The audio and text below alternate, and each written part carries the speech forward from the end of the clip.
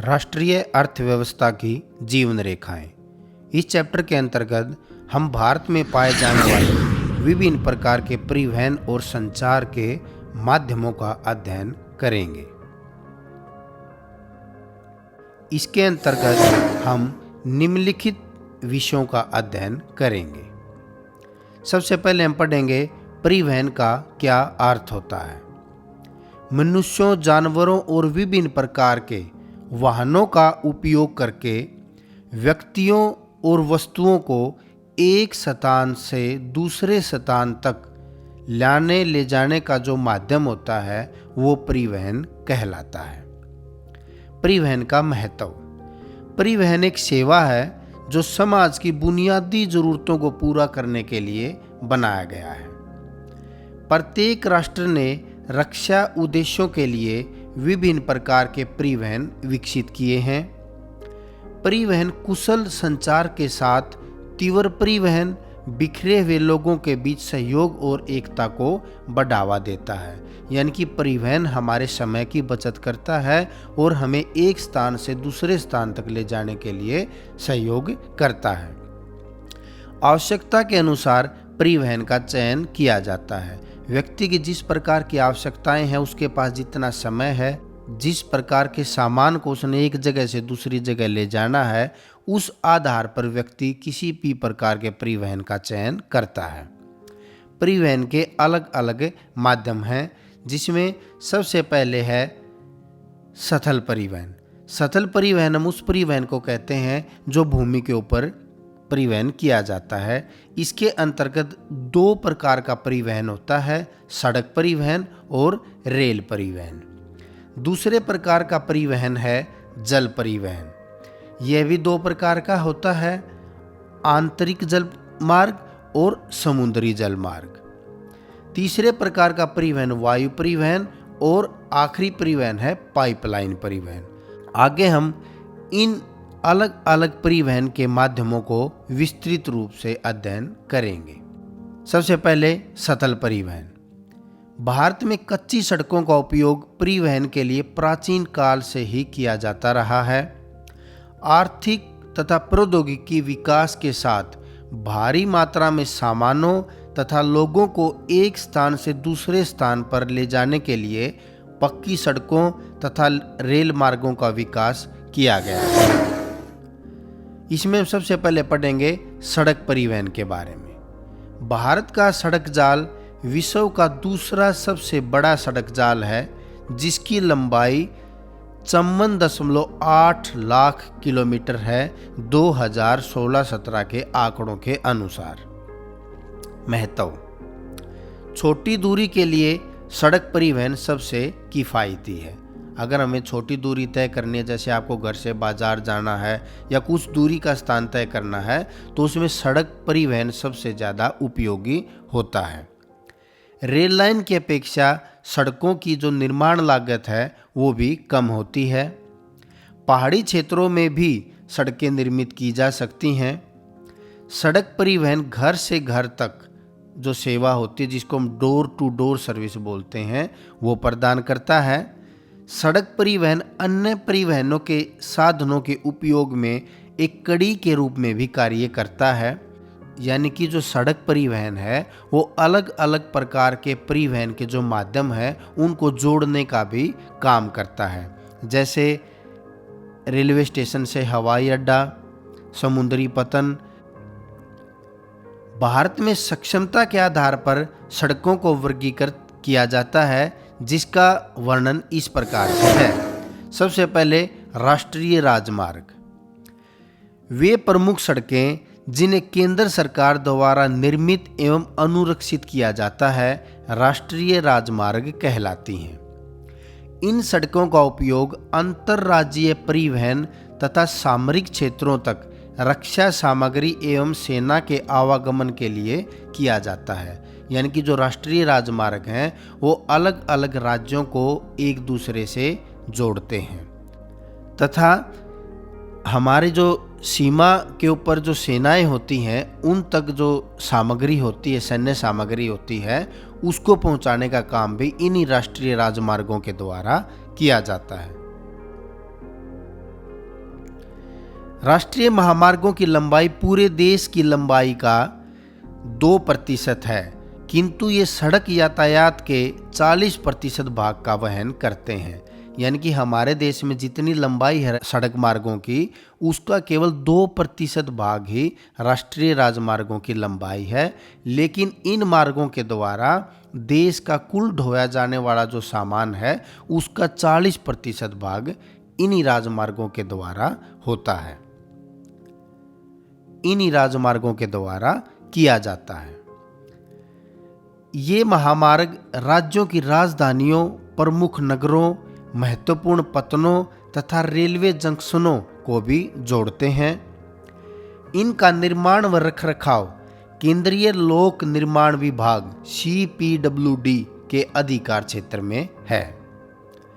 दिल्ली व अमृतसर के मध्य ऐतिहासिक शेर शाह सूरी मार्ग राष्ट्रीय राजमार्ग संख्या 1, ये पुराने जो नंबरिंग थी उस अनुसार आपको दिखाया जा रहा है मानचित्र में, ये राष्ट्रीय राजमार्ग संख्या 1 है। अब इनके नाम बदल दिए गए हैं, जिसकी जानकारी आप अपनी बुक से ले सकते हैं। राष्ट्रीय राजमार्ग नंबर 2 दिल्ली व कोलकाता को जोड़ता है, आप अपने मानचित्र में देखें। राष्ट्रीय राजमार्ग नंबर 7 भारत का सबसे लंबा राजमार्ग है, जो 2369 किलोमीटर लंबा है। यह वाराणसी को जबलपुर, नागपुर, हैदराबाद, बंगलोर, मदुरई के रास्ते कन्याकुमारी से जोड़ता है। राष्ट्रीय राजमार्ग 8 दिल्ली व मुंबई को जोड़ता है और राष्ट्रीय राजमार्ग 15 राजस्थान के जो अधिकतर जो पश्चिमी दिशा के जो जिले हैं उनको जोड़ता है। अब कुछ महत्वपूर्ण राष्ट्रीय राजमार्गों के बारे में हम पढ़ेंगे, जिसमें सबसे पहले है स्वर्णिम चतुर्भुज महाराजमार्ग। इस परियोजना के अंतर्गत 5846 किलोमीटर लंबी 6 लेन वाले महामार्ग शामिल हैं, जो देश के 4 महानगरों दिल्ली, मुंबई, मुंबई को चेन्नई से, चेन्नई को कोलकाता से और वापस कोलकाता को दिल्ली से जोड़ता है। तो ये एक प्रकार का एक चतुर्भुज का आकृति इसकी होगी, इस कारण से इसको स्वर्णिम चतुर्भुज महाराजमार्ग के नाम से जानते हैं। दूसरा है उत्तर दक्षिणी गलियारा। उत्तर दक्षिणी गलियारा श्रीनगर, जम्मू कश्मीर में जो श्रीनगर है उसको तमिलनाडु में कन्याकुमारी से जोड़ता है। इस मार्ग की लंबाई 4016 किलोमीटर है। पूर्व पश्चिम गलियारा। पूर्व पश्चिम गलियारा असम के सिलचर को पोरबंदर गुजरात से जोड़ता है। इस मार्ग की लंबाई 3640 किलोमीटर है। भारतीय राष्ट्रीय महामार्ग प्राधिकरण NHAI को राष्ट्रीय महामार्गों के विकास, रखरखाव तथा परिचालन की जिम्मेदारी दी गई है। राज्य राजमार्ग। राज्यों की राजधानियों को जिला मुख्यालयों से जोड़ने वाली सड़कें राज्य राजमार्ग कहलाती हैं। ये मार्ग राष्ट्रीय महामार्गों से भी जुड़े हुए होते हैं। राज्य राजमार्ग की लंबाई पूरे देश के मार्गों की लंबाई का 4% है। इन मार्गों का निर्माण एवं अनुरक्षण राज्य सरकारें करती हैं। इनकी व्यवस्था तथा निर्माण का दायित्व राज्य लोक निर्माण विभाग PWD का होता है। जिला सड़कें। जिला मुख्यालयों को जिले के अन्य महत्वपूर्ण स्थलों से जोड़ने वाली सड़कें जिला सड़कें कहलाती हैं। ये मार्ग राज्य राजमार्गों से भी जुड़े हुए होते हैं। जिला सड़कों की लंबाई पूरे देश के मार्गों की लंबाई का 14% है। इन मार्गों की व्यवस्था का उत्तरदायित्व जिला परिषद यानी कि जिला प्रशासन का होता है। ग्रामीण सड़कें। ग्रामीण क्षेत्रों को आपस में तथा गांव को शहरों से जोड़ने वाली जो सड़कें होती हैं वो ग्रामीण सड़कें कहलाती हैं। भारत की कुल सड़कों की लंबाई का 80% हिस्सा ग्रामीण सड़कों के रूप में ही वर्गीकृत किया जाता है। प्रधानमंत्री ग्रामीण सड़क परियोजना के तहत इन सड़कों के विकास को विशेष प्रोत्साहन मिला है। सीमांत सड़कें। मई 1960 में सीमा सड़क संगठन BRO को देश की उत्तरी एवं उत्तरी पूर्वी सीमा से सटी सामरिक दृष्टि से महत्वपूर्ण सड़कों के तीव्र और समन्वित सुधार के माध्यम से आर्थिक विकास को गति देने एवं रक्षा तैयारियों को मजबूती प्रदान करने के उद्देश्य से उसकी स्थापना की गई। यानी कि जो BRO है, बॉर्डर रोड ऑर्गेनाइजेशन है, वो हमारे देश की जो बॉर्डर है, सीमा रेखा है, वहाँ पर सड़कों का निर्माण और उनकी व्यवस्था करता है। BRO अति ऊंचाइयों वाले क्षेत्रों में बर्फ हटाने की जिम्मेदारी भी संभालता है।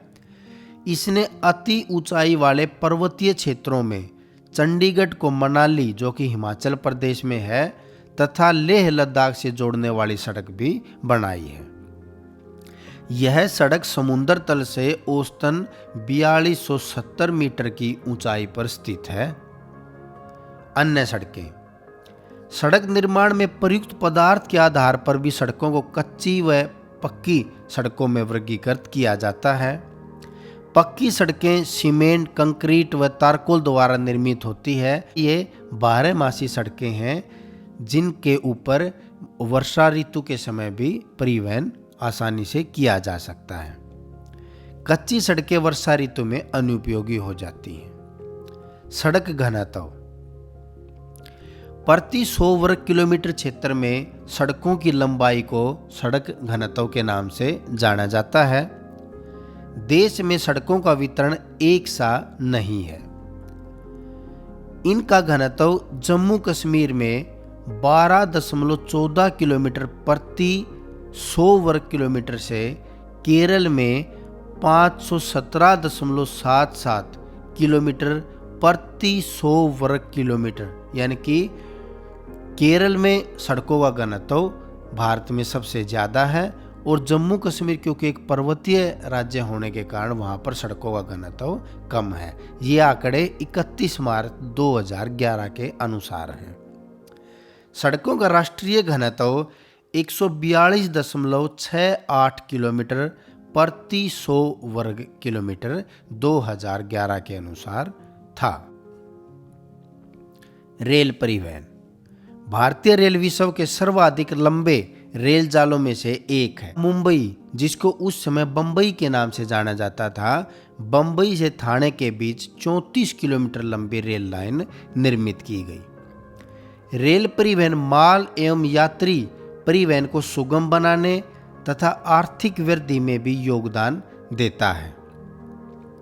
भारतीय रेल भारत सरकार का विशालतम उद्यम है जो भारत में सबसे ज़्यादा रोजगार भी प्रदान करता है। 31 मार्च 2015 के अनुसार भारतीय रेल जाल की कुल लंबाई 66,030 किलोमीटर थी। भारतीय रेल को 16 अलग अलग मंडलों में विभाजित किया गया है। यह आपके सामने तालिका है। इसमें अलग अलग जोन और उनके मुख्यालयों का वर्णन किया गया है। जैसे सेंट्रल जोन है, उसका मुख्यालय मुंबई CST में है। जो पूर्वी जोन है उसका मुख्यालय कोलकाता में है। आप इस पूरी तालिका को नोट कर सकते हैं। रेल पटड़ी की चौड़ाई के आधार पर भारतीय रेल के 3 वर्ग बनाए गए हैं, यानी कि 2 पटरियों के बीच की जो दूरी होती है उस आधार पर भारतीय रेल लाइनों को 3 अलग अलग वर्गों में बांटा गया है। सबसे पहले है बड़ी लाइन, जिसकी चौड़ाई 1.676 मीटर होती है, यानी कि 2 लाइनों के बीच की इतनी दूरी होती है। दूसरी है मीटर लाइन, जिसमें 2 लाइनों के बीच 1 मीटर की दूरी होती है। और फिर है छोटी लाइन, जिसमें 2 लाइनों के बीच 0.762 मीटर या 0.610 मीटर की दूरी होती है। भारतीय रेल मीटर लाइन तथा छोटी लाइन को बड़ी लाइन में बदल रही है, क्योंकि जितनी ज़्यादा चौड़ी लाइन होगी उतना ही ज़्यादा बड़ा चौड़ा डिब्बा उस रेल की पटड़ी के ऊपर चलाया जा सकता है, जिसमें ज़्यादा सवारियां और ज़्यादा सामान को ले जाया जा सकता है। वाष्पीकरण इंजनों के स्थान पर डीजल और विद्युत इंजनों को लाया जा रहा है। कोलकाता, दिल्ली, मुंबई जैसे बड़े नगरों में मेट्रो रेल ने परिवहन व्यवस्था में क्रांति ला दी है। ब्रिटिश उपनिवेश के दौरान रेल परिवहन का विकास संसाधनों के शोषण हेतु किया गया था, यानी कि भारत में रेल की जो शुरुआत थी वो अंग्रेजों ने की थी और उनका मुख्य उद्देश्य था जो किसी पतन का जो पृष्ठ प्रदेश होता है, आसपास का क्षेत्र होता है, वहाँ से जो कच्चा माल इकट्ठा किया जाता है उसको पतनों तक पहुँचाने के लिए, जैसे मुंबई से ठाणे के बीच जो रेल लाइन बिछाई गई वो मुंबई पतन तक उसके आसपास के जो क्षेत्र थे उनका जो कच्चा माल तैयार होता था उसको लाने के लिए इसकी शुरुआत की गई थी। देश की स्वतंत्रता प्राप्ति के बाद रेल मार्गों का विकास भारत के अन्य क्षेत्रों में भी किया गया।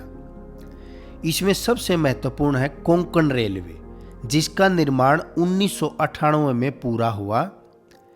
यह 760 किलोमीटर लंबा रेलवे मार्ग है जो भारत के पश्चिमी समुद्री तट के साथ साथ महाराष्ट्र के मुंबई को कर्नाटक के मंगलोर से जोड़ता है। ये बिल्कुल भारत का जो पश्चिमी तट है, जो अरब सागर की तरफ का जो तट है, उस तट के साथ साथ रेल मार्ग बनाया गया है। यह रेल मार्ग 146 नदियों व धाराओं तथा 2000 पुलों एवं 91 सुरंगों को पार करता है। इस मार्ग पर एशिया की सबसे लंबी 6.5 किलोमीटर की सुरंग भी है। जल परिवहन। भारत में जल मार्ग यात्री तथा माल वहन दोनों के लिए परिवहन के एक महत्वपूर्ण साधन है। यह परिवहन का सबसे सस्ता साधन है तथा भारी एवं स्थूल सामग्री के परिवहन के लिए सर्वाधिक उपयुक्त है। यह ईंधन दक्ष यानी कि ईंधन की बचत करने वाला तथा पारिस्थितिक अनुकूलन, प्रकृति को ज़्यादा खराब ना करने वाला, प्रकृति के अनुकूल परिवहन प्रणाली है। जल परिवहन दो प्रकार का होता है। आंतरिक जल मार्ग नदियों, नहरों, संकरी खाड़ियों के जल में किया जाने वाला परिवहन आंतरिक जल परिवहन कहलाता है। रेल मार्गों के आगमन से पहले यह परिवहन के प्रमुख जो साधनों में से एक था। रेल व सड़क परिवहन के साथ कठिन प्रतियोगिता का अब यह परिवहन सामना कर रहा है। इसके अतिरिक्त नदियों के जल को सिंचाई हेतु बांट देने के कारण इनके मार्गों के जो अधिकांश भाग नौ संचालन के योग्य नहीं रहे। नदी में पीछे से ही अगर पानी कम आएगा तो उस नदी में जो नौ संचालन है वो नहीं हो सकता। इस कारण से धीरे धीरे जो आंतरिक जल मार्ग हैं विशेष तौर पर भारत में वो समाप्त होते जा रहे हैं। इस समय भारत में 14,500 किलोमीटर लंबा जल मार्ग नौकायन हेतु उपलब्ध है, जो देश के परिवहन में लगभग 1% का योगदान देता है। वर्तमान में 5,685 किलोमीटर प्रमुख नदी जल मार्ग व्यापारिक जलपोतों द्वारा नौकायन योग्य हैं। देश में राष्ट्रीय जल मार्गों के विकास, अनुरक्षण तथा नियमन हेतु 1986 में अंतःस्थलीय जलमार्ग प्राधिकरण स्थापित किया गया था। निम्नलिखित जलमार्ग सरकार द्वारा राष्ट्रीय जलमार्ग घोषित किए गए हैं। नौगम्य राष्ट्रीय राजमार्ग नंबर 1 जो कि इलाहाबाद और हल्दिया के मध्य गंगा नदी में है, जिसकी लंबाई 1620 किलोमीटर है। नंबर 2 सदिया धुबरी के मध्य ब्रह्मपुत्र नदी का जलमार्ग।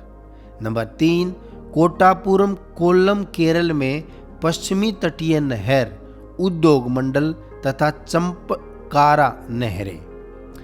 राष्ट्रीय राजमार्ग नंबर 4 काकीनाडा पुदुचेरी नहर स्ट्रेच के साथ साथ गोदावरी और कृष्णा नदी मार्ग। नौगम्य राष्ट्रीय राजमार्ग नंबर 5 मातई नदी महानदी के डेल्टा चैनल और ब्राह्मणी नदी मार्ग। पश्चल बैकवाटर्स इसको बोलते हैं, कडल का अंतःस्थलीय जलमार्ग परिवहन के साथ साथ केरल में भारी संख्या में पर्यटकों को भी आकर्षित करता है। यहाँ की प्रसिद्ध नेहरू ट्रॉफी नौका दौड़ भी इसी पश्चजल में आयोजित की जाती है।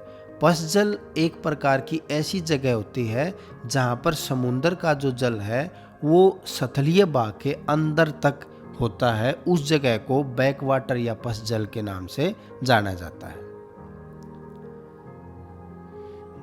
महासागरीय मार्ग। भारत की अर्थव्यवस्था में महासागरीय मार्गों की भी महत्वपूर्ण भूमिका है।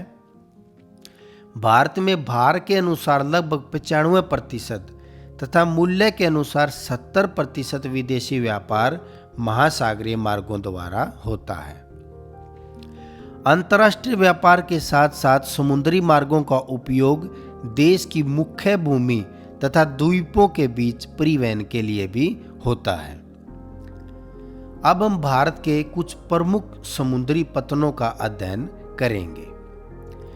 भारत के पास द्वीपों सहित लगभग 7517 किलोमीटर लंबे समुद्री तट के साथ साथ 12 प्रमुख तथा 187 मध्यम व छोटे पतन हैं। सबसे पहले हम पढ़ेंगे भारत के जो पश्चिमी तट पर स्थित पतनों के बारे में। कांडला पतन। स्वतंत्रता प्राप्ति के पश्चात कच्छ में कांडला पतन पहले पतन के रूप में विकसित किया गया, जो कि एक ज्वारीय पतन है। ज्वारीय पतन का अर्थ होता है जब समुद्र में ज्वार भाटा आता, ज्वार आता है तो पानी अंदर तक आ जाता है और उसके साथ जहाज़ों को किनारे तक लाया जाता है। तो इस प्रकार की जो सुविधा वाला जो पतन होता है वो ज्वारीय पतन कहलाता है। इस पतन का निर्माण देश विभाजन से कराची पतन की कमी को पूरा करने के लिए, यानी कि जब हमारा देश आज़ाद हुआ तो जो एक कराची बहुत बड़ा पतन था भारत का, वो पाकिस्तान के भाग में आ गया, तो उसकी कमी को पूरा करने के लिए तथा मुंबई पतन से होने वाले दबाव को कम करने के लिए कांडला पतन की स्थापना की गई थी। यह देश के पश्चिमी व उत्तर पश्चिमी भाग के औद्योगिक तथा कृषि उत्पादों के आयात निर्यात को संचालित करता है। इसके प्रमुख पृष्ठ प्रदेश का मतलब उसके आसपास का वो प्रदेश जहां पर इस पतन की सुविधा लोगों को मिलती है। जम्मू कश्मीर, हिमाचल प्रदेश, पंजाब, हरियाणा, राजस्थान, गुजरात के जो राज्य हैं, उन राज्यों का जो कच्चा माल या उत्पाद उद्योगों में बना हुआ उत्पादन, उसका आयात और निर्यात ये पतन संभालता है। इस पतन को विशेष रूप से भारी मात्रा में पेट्रोलियम उत्पादों एवं उर्वरकों को ग्रहण करने के लिए बनाया गया है।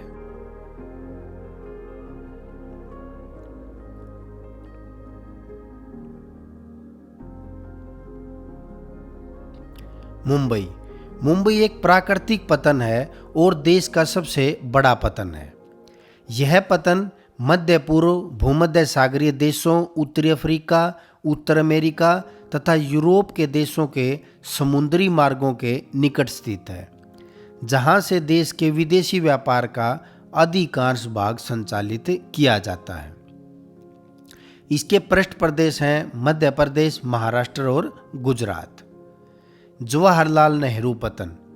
नहावा सेवा में मुंबई पतन के दबाव को कम करने के लिए एक अनुषंगी पतन के रूप में विकसित किया गया था, यानी कि मुंबई पतन के दबाव को कम करने के लिए एक और पतन बनाया गया मुंबई के नज़दीक, जिसको जवाहरलाल नेहरू पतन के नाम से जाना जाता है। यह भारत का विशालतम कंटेनर पतन है। प्यारे बच्चों, इस मानचित्र को आप जरूर देखते रहें, क्योंकि एग्जाम में ज़्यादातर मानचित्र वाला जो क्वेश्चन होता है उसमें किसी न किसी एक पतन की स्थिति के बारे में जरूर कोई न कोई क्वेश्चन आ जाता है। मार्मागाओ पतन गोवा का एक प्राकृतिक बंदरगाह है। देश के कुल लौह अयस्क निर्यात का 50% इसी पतन से किया जाता है। इसके पृष्ठ प्रदेश हैं कर्नाटक, गोवा तथा दक्षिणी महाराष्ट्र। अगला है न्यू मंगलोर पतन। यह कर्नाटक में स्थित है और यही राज्य इसका पृष्ठ प्रदेश है।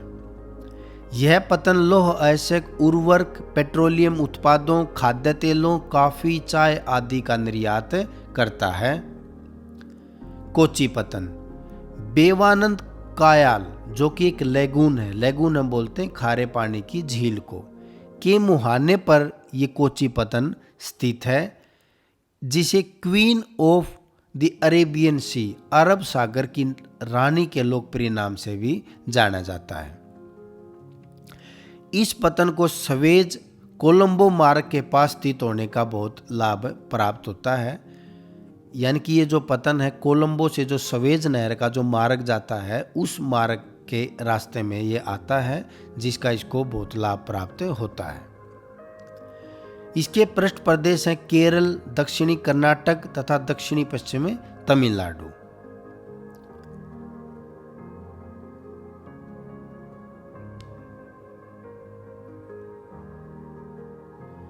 अब तक हमने भारत के पश्चिमी तट के सभी पतनों का अध्ययन हम कर चुके हैं। अब हम पढ़ेंगे भारत के पूर्वी तट पर स्थित पतनों के बारे में, जिसमें सबसे पहले है कोलकाता। यह पतन हुगली नदी पर स्थित है, जो बंगाल की खाड़ी से 128 किलोमीटर अंदर स्थित है। इस पतन का विकास अंग्रेजों द्वारा किया गया था। यह पतन गंगा ब्रह्मपुत्र बेसिन के वृहत और समृद्ध पृष्ठभूमि को सेवाएं प्रदान करता है तथा भूटान और नेपाल, जो सतल अवरुद्ध पड़ोसी हैं, जिनके समुद्र का कोई किनारा नहीं लगता, उन देशों को भी सुविधाएं प्रदान करता है।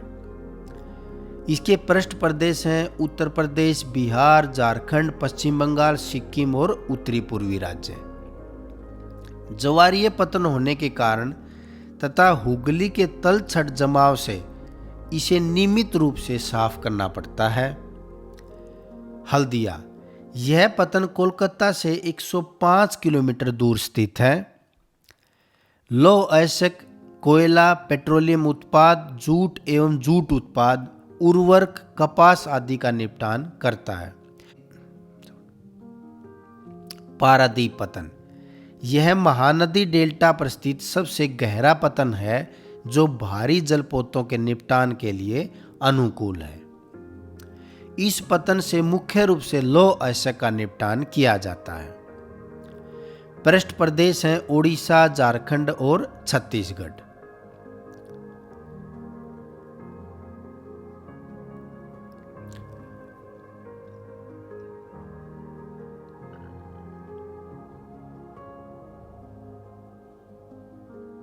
विशाखापट्टनम सतल से घिरा गहरा व सुरक्षित पतन है, जिसे ठोस चट्टान एवं बालू को काटकर एक नहर के द्वारा समुद्र से जोड़ा गया है। इस पतन का विकास लौह अयस्क, पेट्रोलियम तथा सामान्य नौभार के निपटान हेतु किया गया है। इसके पृष्ठ प्रदेश हैं आंध्र प्रदेश तथा तेलंगाना। चेन्नई पतन, पूर्वी तट पर स्थित यह सबसे पुराने पतनों में से एक है। यह एक कृत्रिम पतन है, जिसे 1859 में बनाया गया था। तट के निकट उथले जल के कारण यह पतन विशाल पोतों के लिए अनुकूल नहीं है। इसके पृष्ठ प्रदेश हैं तमिलनाडु और पुदुचेरी। एन्नोर पतन, चेन्नई के उत्तर में 25 किलोमीटर दूर चेन्नई पतन के दबाव को कम करने के लिए बनाई गई थी एन्नोर पतन। तूतीकोरिन पतन, यह एक प्राकृतिक पतन है, जिसका विकास भी चेन्नई पतन के दबाव को कम करने के लिए किया गया था। यह पतन हमारे पड़ोसी देशों श्रीलंका, मालदीव तथा भारत के तटीय क्षेत्रों की वस्तुओं का व्यापार करता है। यह विभिन्न प्रकार के नौ भार का निपटान करता है, जिसके अंतर्गत कोयला, नमक, खाद्यान्न, खाद्य तेल, चीनी, रसायन तथा पेट्रोलियम उत्पाद शामिल हैं। वायु परिवहन एक स्थान से दूसरे स्थान तक गमनागमन का सबसे तेज साधन है। सभी प्रकार के परिवहन की तुलना में इसने यात्रा समय को घटाकर दूरियों को कम कर दिया है। इसके द्वारा अति दुर्गम स्थानों जैसे ऊंचे पर्वत, मरुस्थलों, घने जंगलों व लंबे समुद्री रास्तों को सुगमता से पार किया जा सकता है। भारत में वायु परिवहन की शुरुआत 1911 में हुई, जब इलाहाबाद से नैनी तक की 10 किलोमीटर की दूरी हेतु वायु डाक परिचालन संपन्न किया गया। लेकिन इसका वास्तविक विकास देश की स्वतंत्रता प्राप्ति के पश्चात हुआ। 1947 में वायु परिवहन मुख्यतः 4 प्रमुख कंपनियों Indian National Airways, Tata Sons Limited, Air Service of India तथा दक्कन एयरवेज द्वारा उपलब्ध कराई जाती थी। 1951 में 4 और कंपनियां Bharat Airways, Himalayan aviation limited, Airways India तथा कलिंगा एयरलाइंस इस सेवा में शामिल हुई। 1953 में वायु परिवहन का राष्ट्रीयकरण करके 2 निगम एयर इंडिया लिमिटेड तथा इंडियन एयरलाइंस का गठन किया गया। अब इंडियन एयरलाइंस का एयर इंडिया में विलय हो गया है। अनेक निजी कंपनियां भी राष्ट्रीय तथा अंतर्राष्ट्रीय यात्री सेवाएं दे रही हैं। पवन हंस हेलीकॉप्टर लिमिटेड तेल व प्राकृतिक गैस आयोग को तथा देश के अगम्य व दुर्लभ भूभागों जैसे उत्तरी पूर्वी राज्यों तथा जम्मू कश्मीर, हिमाचल प्रदेश व उत्तराखंड के आंतरिक पर्वतीय क्षेत्रों में सेवाएं उपलब्ध कराते हैं। वायु परिवहन के दोष। वायु परिवहन अत्यधिक खर्चीला और अत्यंत महंगा परिवहन का साधन है। अधिकतर विमान वर्षा, तूफान व कोहरे में उड़ान भरने व उतरने में असफल होते हैं, क्योंकि इस मौसम में दृश्यता प्रभावित होती है। अब हम भारत के कुछ प्रमुख जो अंतर्राष्ट्रीय हवाई पतन हैं उनको मानचित्र में देखेंगे। अमृतसर, दिल्ली, अहमदाबाद, मुंबई, तिरुवनंतपुरम, चेन्नई, कोलकाता, ये भारत के कुछ प्रमुख अंतर्राष्ट्रीय हवाई अड्डे हैं। तेल और गैस पाइपलाइन। पाइपलाइन ने गैसों एवं तरल पदार्थों के लंबी दूरी तक परिवहन हेतु सुविधाजनक एवं सक्षम प्रणाली है।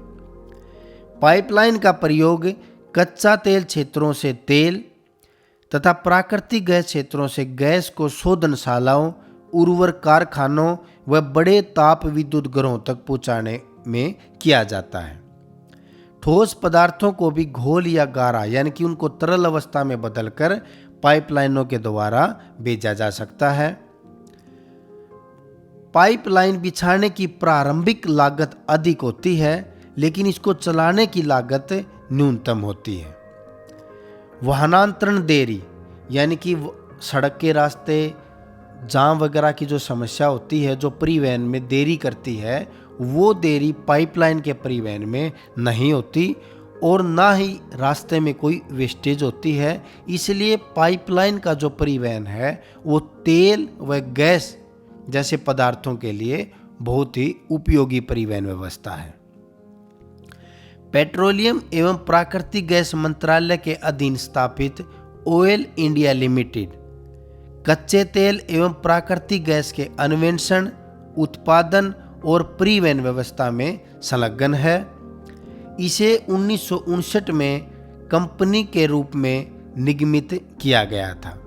अब हम भारत की अलग अलग तेल व गैस पाइपलाइनों का मानचित्र की सहायता से अध्ययन करेंगे।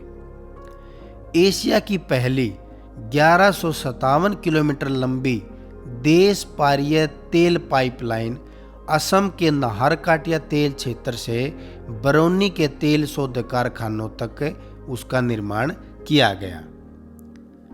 इसे 1966 में आगे कानपुर तक विस्तारित किया गया है। एक पाइपलाइन गुजरात में सलाया से मथुरा, दिल्ली व सोनीपत के रास्ते पंजाब में जालंधर तक, इसके अलावा अंकलेश्वर कोयली, मुंबई कोयली अन्य पाइपलाइन है जो भारत में तेल का एक जगह से दूसरी जगह तक परिवहन करती हैं। गैस पाइपलाइन गुजरात में हजीरा को उत्तर प्रदेश में जगदीशपुर से मिलाती है। यह मध्य प्रदेश के विजयपुर के रास्ते होकर जाती है। इसकी शाखाएं राजस्थान में कोटा तथा उत्तर प्रदेश के शाहजहाँपुर, बबराला व अन्य स्थानों पर हैं। आप मानचित्र में इस पाइपलाइन को देख सकते हैं। संचार जाल एक स्थान से दूसरे स्थान तक संदेश और विचारों को भेजना संचार कहलाता है। आरंभिक समय में ढोल या पेड़ के खोखले तने को बजाकर आग या धुएं के संकेतों द्वारा अथवा तीव्र धावकों की सहायता से संदेश पहुंचाए जाते थे। उस समय घोड़े, ऊंट, कुत्ते, पक्षी तथा अन्य पशुओं को संदेश पहुंचाने के लिए प्रयोग किया जाता था। डाकघर, तार, प्रिंटिंग प्रेस, दूरभाष तथा उपग्रहों की खोज ने संचार को बहुत त्वरित एवं आसान बना दिया। संचार पहुंचाने के लिए लोग संचार की विभिन्न प्रकार की विधाओं का उपयोग करते हैं। मापदंड एवं गुणवत्ता के आधार पर संचार साधनों को निम्नलिखित श्रेणियों में विभाजित किया जा सकता है, जिसमें सबसे पहले है व्यक्तिक संचार तंत्र, यानी कि जिसमें व्यक्ति आपस में एक दूसरे से संदेश या विचारों का आदान प्रदान करते हैं, जिसमें दूरभाष, तार, फैक्स, ईमेल, इंटरनेट ये सभी व्यक्तिक संचार तंत्र के माध्यम हैं। आधुनिक समय में इंटरनेट सर्वाधिक प्रभावी व्यक्तिक संचार तंत्र है। यह उपयोगकर्ता को ईमेल के माध्यम से ज्ञान एवं सूचना की दुनिया में सीधे पहुंच बनाने में सहायक होता है। यह ई-कॉमर्स तथा मौद्रिक लेन देन के लिए अधिकाधिक प्रयोग में लाया जा रहा है। इंटरनेट विभिन्न मुद्दों पर विस्तृत जानकारी सहित आंकड़ों का एक विशाल केंद्रीय भंडार जैसा है। दूसरे हैं जनसंचार तंत्र, जिसमें एक व्यक्ति बहुत सारे लोगों के साथ संचार कर सकता है या अपने विचारों को, संदेशों को पहुंचा सकता है, जिसमें रेडियो, टेलीविज़न, सिनेमा, उपग्रह, समाचार पत्र, पत्रिकाएं व पुस्तकें, जनसभाएं, सम्मेलन इत्यादि शामिल होते हैं। सबसे पहले रेडियो। भारत में रेडियो का प्रसारण 1923 में रेडियो क्लब ऑफ बॉम्बे द्वारा प्रारंभ किया गया था। रेडियो असीमित लोकप्रिय हुआ, बहुत लोकप्रिय हुआ। पुराने समय में रेडियो जब भारत में शुरू हुआ, अल्पकाल में ही इसने देश भर में प्रत्येक घर में जगह बना ली। 1930 में सरकार ने इस लोकप्रिय संचार माध्यम को अपने नियंत्रण में ले लिया और 1936 में ऑल इंडिया रेडियो और 1957 में आकाशवाणी नाम दिया गया। ऑल इंडिया रेडियो शिक्षा एवं मनोरंजन से विभिन्न प्रकार के कार्यक्रमों तथा समाचार बुलेटिनों को प्रसारित करता है।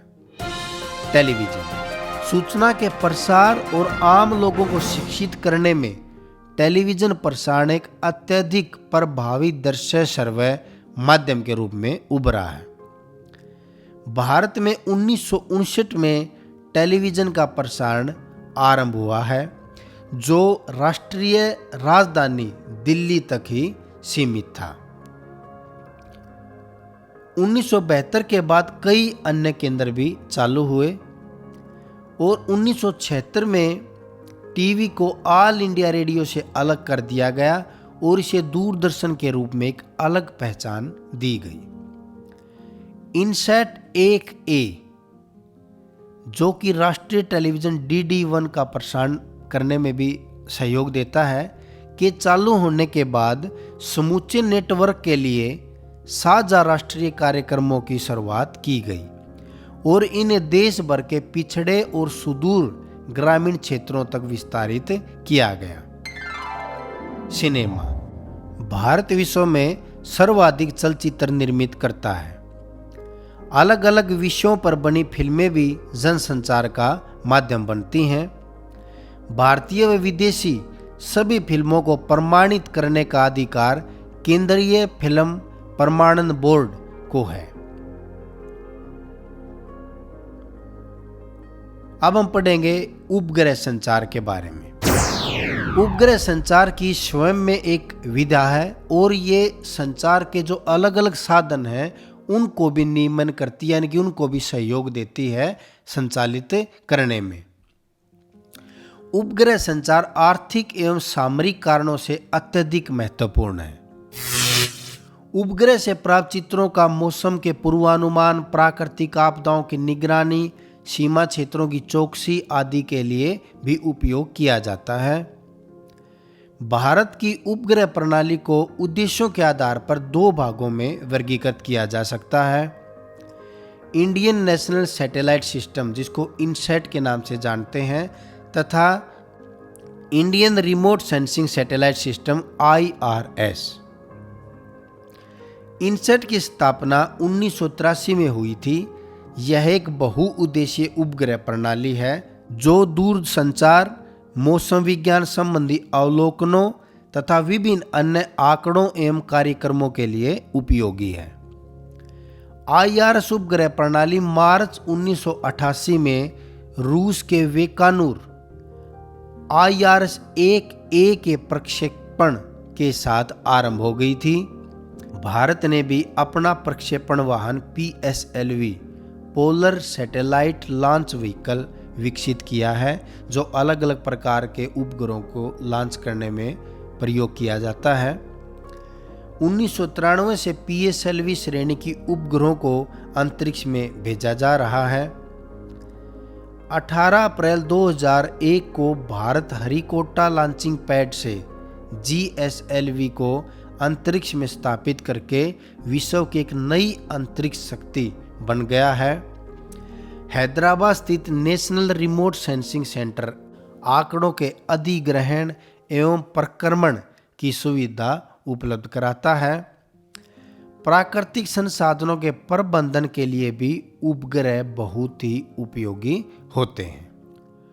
अब हम पढ़ेंगे अंतर्राष्ट्रीय व्यापार के बारे में। राज्यों और देशों में व्यक्तियों के बीच वस्तुओं का आदान प्रदान व्यापार कहलाता है। स्थानीय व्यापार शहरों, कस्बों में गांवों के मध्य होता है तथा राज्य स्तरीय व्यापार 2 या अधिक राज्यों के मध्य होता है। 2 देशों के मध्य होने वाला व्यापार अंतर्राष्ट्रीय व्यापार कहलाता है। व्यापार समुद्री, हवाई, स्थलीय मार्गों के द्वारा किया जाता है। एक देश के अंतर्राष्ट्रीय व्यापार की प्रगति उस देश की आर्थिक उन्नति का सूचक है, इसलिए इसे राष्ट्र का आर्थिक बैरोमीटर भी कहा जाता है। संसाधनों की उपलब्धता क्षेत्रीय है और इनका वितरण असमान है, यानी कि कहीं पर किसी प्रकार के संसाधन की अधिकता है, कहीं पर किसी प्रकार के संसाधन की कमी है। इसी अधिकता और कमी के कारण ही 2 देशों या अलग अलग राज्यों के बीच में व्यापार होता है। व्यापार संतुलन आयात तथा निर्यात व्यापार के घटक हैं, यानी कि व्यापार में 2 चीजें प्रमुख हैं, या तो हम किसी चीज का आयात करते हैं या हम किसी चीज का निर्यात करते हैं।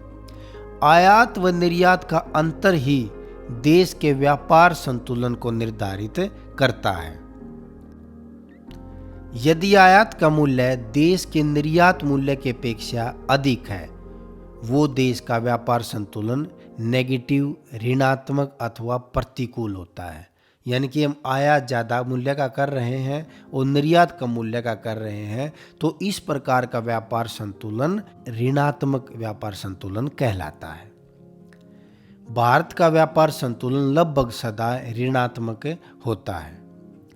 यदि निर्यात का मूल्य आयात की मूल्य की तुलना में अधिक है तो देश का व्यापार संतुलन धनात्मक यानी कि पॉजिटिव होता है। निर्यात विश्व के सभी भौगोलिक प्रदेशों से भारत के व्यापारिक संबंध हैं।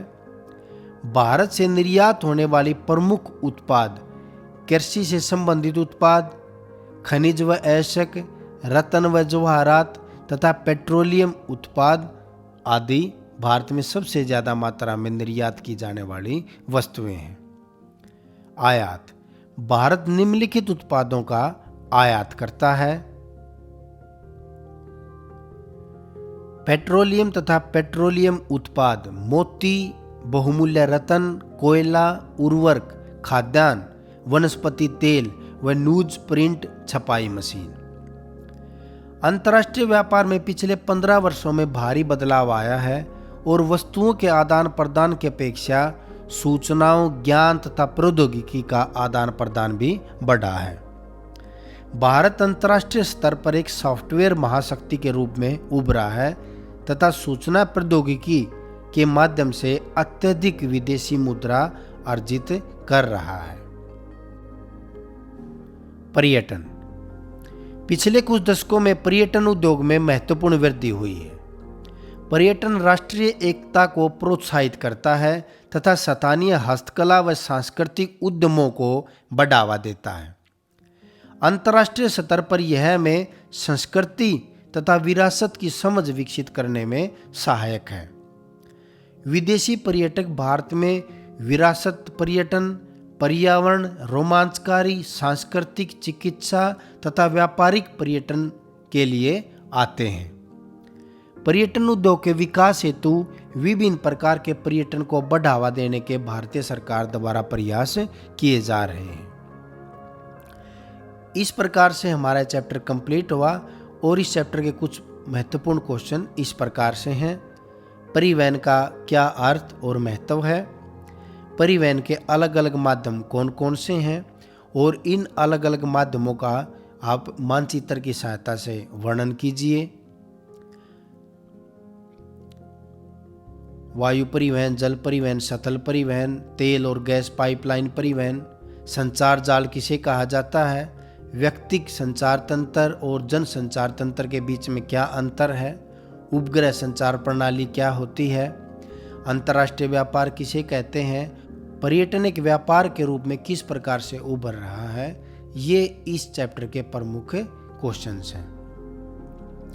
आपने इस वीडियो को देखा, इसके लिए धन्यवाद। इसी प्रकार के अन्य वीडियोज को देखने के लिए आप मेरे चैनल को सब्सक्राइब कर सकते हैं। आपने इस वीडियो को देखा, धन्यवाद।